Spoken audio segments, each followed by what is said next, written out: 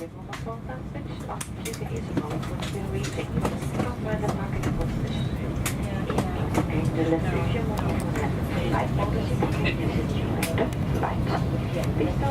and items not safely in the pocket of front. Meine Damen und Herren, Sie werden sich gleich mit den Sicherheitsbestimmungen dieses Flugzeuges vertraut machen. Bitte schenken Sie einige Minuten an Aufmerksamkeit dem Gleichton des Sicherheitswissen. Ladies and gentlemen, please pay attention to the following demonstration which familiarize with the safety functions of this aircraft.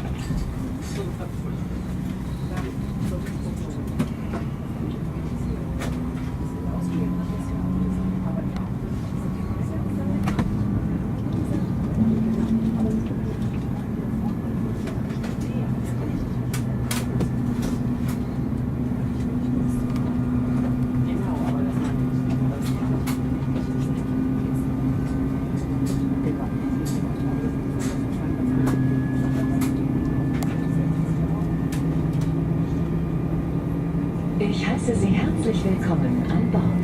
Vor dem Start werden wir Sie mit wichtigen Sicherheitsvorkehrungen vertraut machen. Dazu bitte ich Sie kurz um Ihre Aufmerksamkeit.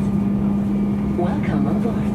Before we take off, we want to make you aware of our important safety instructions.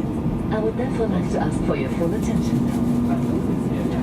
Bitte vergewissern Sie sich, dass Ihr leichtes Handgepäck in den oberen Ablagefächern verstaut ist.